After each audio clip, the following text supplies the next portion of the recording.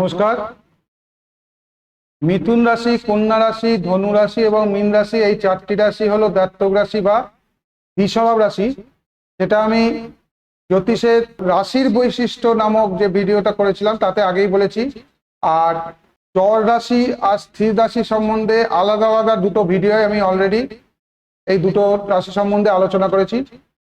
আজ আমি আলোচনা করব অগ্নি রাশি, পৃথ্বী রাশি, বায়ু রাশি এবং জল রাশি ভেদে এই জাতক রাশি বা দ্বিস্বভাব রাশির কি পার্থক্য দেখা যায়। আলোচনা শুরু করার আগে আপনাদের বলতে চাই, যারা আমার এই চ্যানেলটি সাবস্ক্রাইব করেছেন তাদেরকে জানাই অসংখ্য ধন্যবাদ।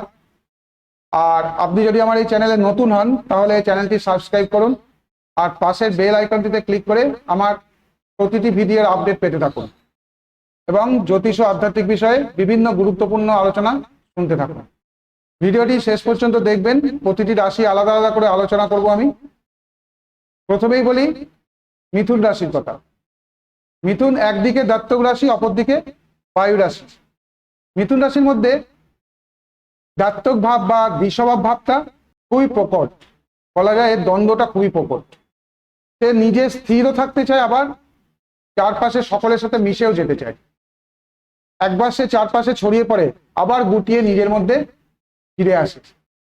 একবার সে পরিবেশকেই সত্য বলে আঁকড়ে ধরে, আবার পরক্ষণেই দেখা যায় পারিপার্শ্বিককে অস্বীকার করে সে নিজের মধ্যেই স্বয়ং সম্পূর্ণ হয়ে থাকতে চায়। তার মধ্যে বৃষের মতো একগুঁয়েমি ও রক্ষণশীলতা এবং তুলার মতো সামাজিকতা ও সামঞ্জস্যের দিকে ঝোঁক দুই একসঙ্গে দেখা যায়। মিথুন নামটি থেকেই বোঝা যায় যে তার মধ্যে পুরুষ ভাব ও স্ত্রী ভাব একসঙ্গে মিশে আছে। তার মধ্যে পুরুষের সৃষ্টি শক্তি ও নারীর আধার শক্তির প্রকাশ একসঙ্গেই দেখা যায়। অনুকূল ক্ষেত্রে যা নির্দেশ করে সংহতি, সামঞ্জস্য, সমবায়, প্রতিকূল ক্ষেত্রে তাই আবার আত্মপ্রকাশ করে বিরোধ, সন্দেহ, সংশয়, দ্বিধাদ্বন্দ্ব রূপে। মিথুনের মধ্যে এমন দুটি ভাব আছে যা নিচের স্তরে পরস্পরের বিরোধী বলে মনে হয়, কিন্তু উচ্চ স্তরে বা উচ্চতর স্তরে মিলিত হলে পরস্পরকে সম্পূর্ণ ও সার্থক করে তোলে। মিথুন নিশ্চল না, তার মধ্যে চাঞ্চল্য ও ক্রিয়াশীলতা অত্যন্ত প্রকট, কিন্তু সে ক্রিয়াশীলতা বাইরে প্রসারিত হয় না। তার চারপাশের গণ্ডিকে সে অতিক্রম করতে পারে না। তার সামনে যখন যা আসে তাই নিয়েই সে সক্রিয় হয়ে ওঠে। যদি সামনে অপর কিছু না থাকে সে লক্ষ্য শূন্যভাবে নিজের চারধারে ঘোরাফেরা করে, কিন্তু তবুও নিজের গণ্ডির বাইরে যায় না। নিজের চারপাশের খুঁটিনাটির সম্বন্ধেও সে খুব সজাগ, কিন্তু বৃহত্তর জগতের ব্যাপারে সে একেবারেই উদাসীন। তার সামাজিকতা, সহানুভূতি সবই নিজের গণ্ডির মধ্যে সীমাবদ্ধ, যা তার বাইরের সীমানা। তার যতই গুরুত্ব থাক সে সম্বন্ধে কৌতূহল একেবারেই আনে না, বা তার মধ্যে একদমই কৌতূহল থাকে না। তার প্রত্যক্ষ স্পর্শের বাইরে যা কিছু তা নিয়ে সে সহজে মাথা ঘামায় না।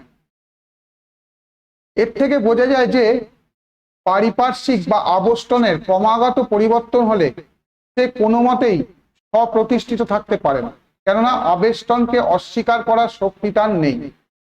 যখন যেখানে থাকে তখন সেই পরিবেশকে একান্ত আপন বলে গ্রহণ করে, তারই মধ্যে ক্রিয়াশীল হয়ে ওঠে। এরকম ক্ষেত্রে তার মধ্যে চাঞ্চল্য, লঘুতা, অব্যবস্থিত চিত্ততা প্রকাশ পায়।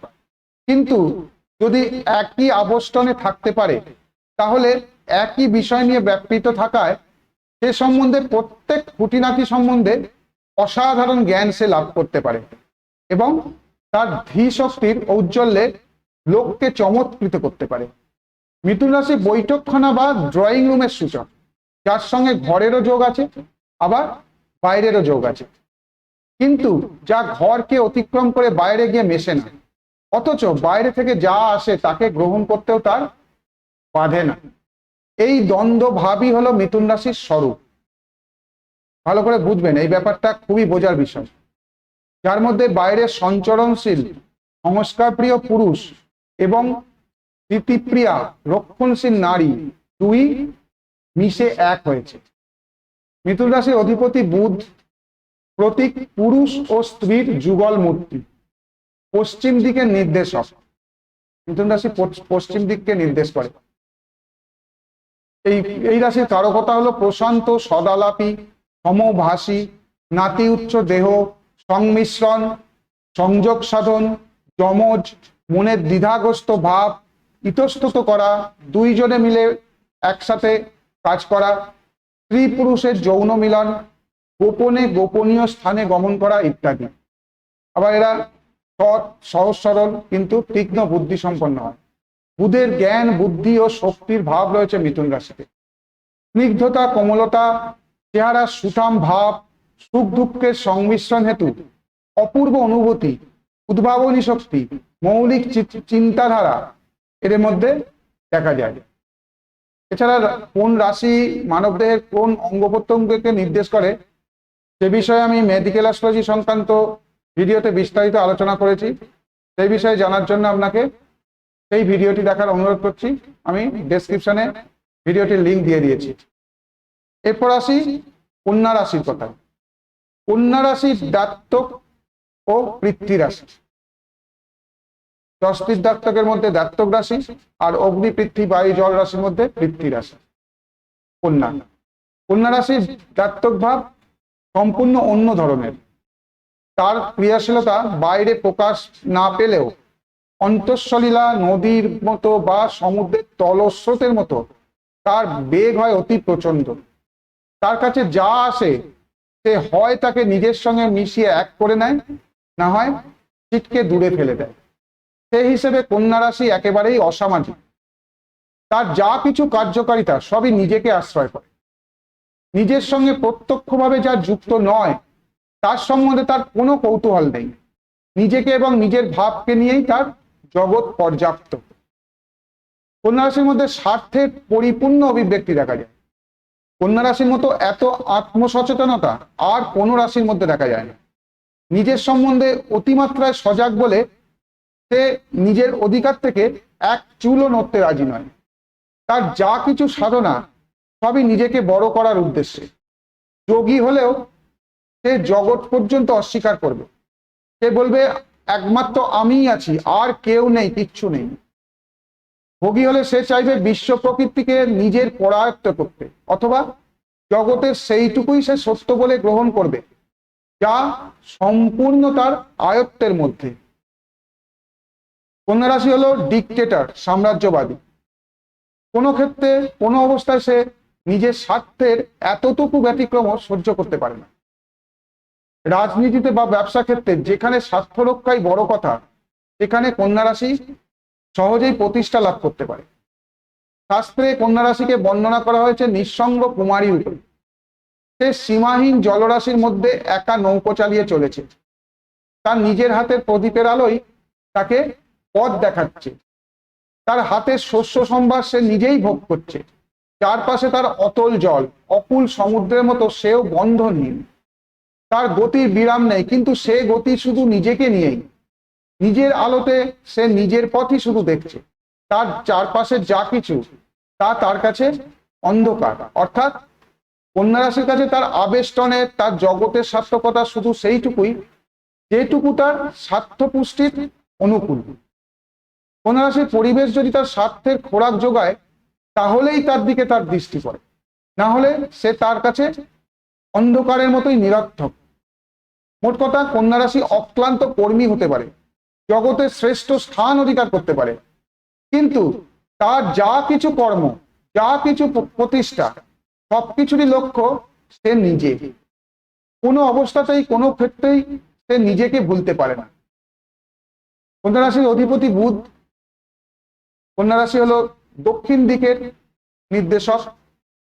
এই রাশির কারকতা হলো প্রশান্ত, সদালাপী, দীর্ঘদেহ, বুদ্ধিমান, শীতল, শ্যামবর্ণ, কখনো আনন্দময়, কখনো গম্ভীর, যুবতী, পূর্ণ যৌবনা, সদ্য প্রস্ফুটিতা, হাস্যময়ী, উজ্জ্বল বর্ণের স্ত্রীলোক, সৌন্দর্য, পরিপাট্য, কোমলতা, বিনয়ী ও আনন্দময় করে তোলা, অপরের দ্বারা বঞ্চিত হওয়া, আমোদ প্রমোদ, জ্ঞান আলোকে উদ্ভাসিত করা বা হওয়া, সুন্দরভাবে গুছিয়ে মনের ভাব প্রকাশ করা, শিক্ষার আলোকে আলোকিত করা, অন্ধকার দূর করা, শিল্পী, কারুকার্য, অনিশ্চয়তা, বিচার বিশ্লেষণ করার ক্ষমতা, পরামর্শ দান করা, আমোদ প্রমোদ, কোনো কার্য সুচারুরূপে সম্পন্ন করা, বিচার বিশ্লেষণ করার ক্ষমতা, পরামর্শ দান করা, জ্ঞান চর্চা, বোধ শক্তি, স্মৃতিশক্তি, তর্ক বিতর্ক, বালক সুলভ চপলতা, বহুমুখীনতা প্রভৃতির কারক হলো এই কন্যা রাশি। তবে প্রতিটা ক্ষেত্রেই নিজের স্বার্থ জড়িয়ে থাকে। এবার আসি ধনু রাশির কথা। ধনু হলো একদিকে অগ্নি রাশি, আবার অপরদিকে জাতক রাশি। ধনু রাশির জাতক ভাব আবার সম্পূর্ণ অন্য রকমের। মিথুন রাশির মতো তার মধ্যে দ্বন্দ্ব বা বিরোধ অত স্পষ্ট নয়। আবার কন্যা রাশির মতো তা শুধু নিজের কেন্দ্রে আবর্তিত হয়েও সন্তুষ্ট নয়। কন্যার গতি অসীম জলরাশির ওপরে একখণ্ড কাঠকে অবলম্বন করে, সামনের পথ ছাড়া চারদিকে তার অন্ধকার।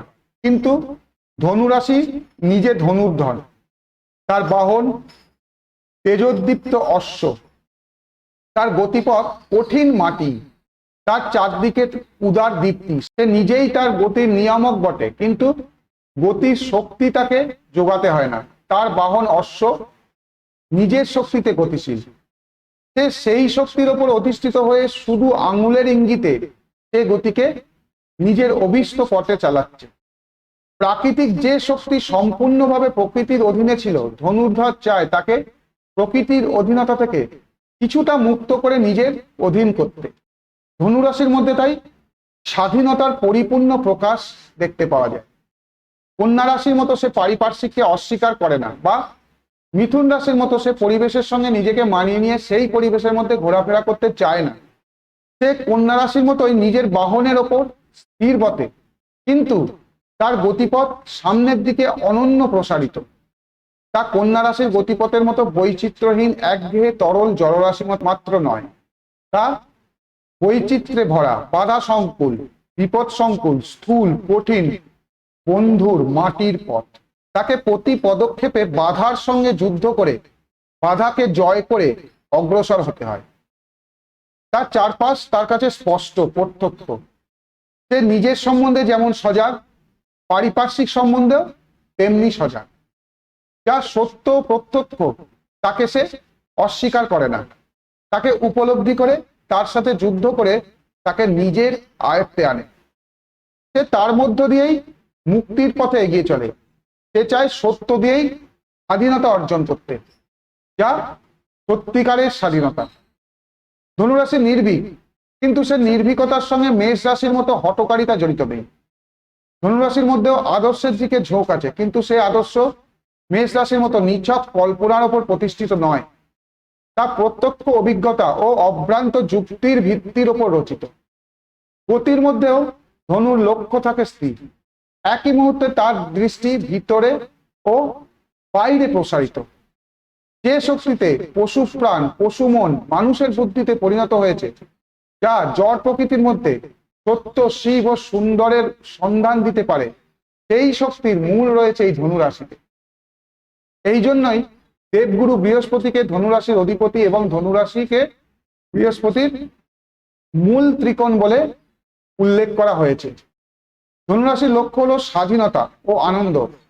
বাইরে তার অফুরন্ত কর্ম প্রচেষ্টা, কিন্তু ভিতরে তার নিশ্চল আত্মসমাধি। এই হলো ধনুরাশির প্রকৃত ভাব। ধনুরাশির প্রতীক বা আকৃতি হলো নিম্নভাগ অশ্বাকৃতি এবং ঊর্ধ্বভাগ ধনুর্ধারী মানুষ। ধনুরাশির পূর্ব দিকের নির্দেশক। এই রাশির কারকতা হলো দৃঢ়গতি, পরিশ্রমী, চঞ্চল, অদূরদর্শী, লোভী, অতিরব, কর্কশভাষী, প্রশান্ত, সৌম্য, স্বাধীনতা প্রিয়, নির্ভীক, আদর্শবাদী, অপরের অধীনে না থাকা, বাস্তববাদী, জ্ঞান ও সত্যের সন্ধানী, তীব্র গতি। রাশিচক্রের নবম স্থান ধনু। বৃহস্পতি জ্ঞান ও সত্য উপলব্ধি করার শক্তির কারক। প্রজ্ঞা, ধীশক্তি, বিবেক, বাকশক্তি, প্রতিভা, বিদ্যা, পুত্র, শান্তি, শান্ত সমাহিত করার ভাব একমাত্র বৃহস্পতির দ্বারাই সম্ভব। ধর্ম, কর্ম, যজন যাজন, উদর, ধনাগার, বাগ্মিতা, সত্য আবিষ্কার, জ্ঞানবোধিত্ব, গাম্ভীর্য, উচ্চাকাঙ্ক্ষা, সদালাপী, বিলাসী, জ্ঞান ও সত্যের সন্ধানী, তীব্র গতি, বহু গুণান্বিত প্রভৃতি ধনুরাশির মধ্যে দেখা যায়। এরপর আসি মীন রাশির কথা। মীন রাশি দাত্তক রাশি ও জল রাশি। মীনের দাত্তক ভাবের সঙ্গে ধনুর দাত্তক ভাব খানিকটা মেলে এই হিসাবে যে তার বাইরে চাঞ্চল্য ও ভিতরে নিশ্চলতা। কিন্তু মীন রাশি ধনু রাশির মতো আত্মসচেতন নয় এবং ধনুরাশির মতো তেজস্বিতা বা পৌরসতা নেই। মীনের তুলনা চলে মহা সমুদ্রের মতো। তার উপরের জল তরঙ্গ উচ্ছ্বাসে ফুলে ফেপে উঠছে, শুভ্র ফেনায় ভেঙে পড়ছে, কিন্তু তার বৃহত্তর অংশ নিচে নিশ্চল। সেই নিচেই তার যা কিছু রত্ন সম্ভার, আবার যা কিছু ভয়াল ও ভয়ঙ্করের আবাস। তার উপর থেকে ভিতর বোঝবার উপায় নেই। আসলে মীন রাশি অগাধ জলের মাছ, বাইরে তার অফুরন্ত ভাবের খেলা।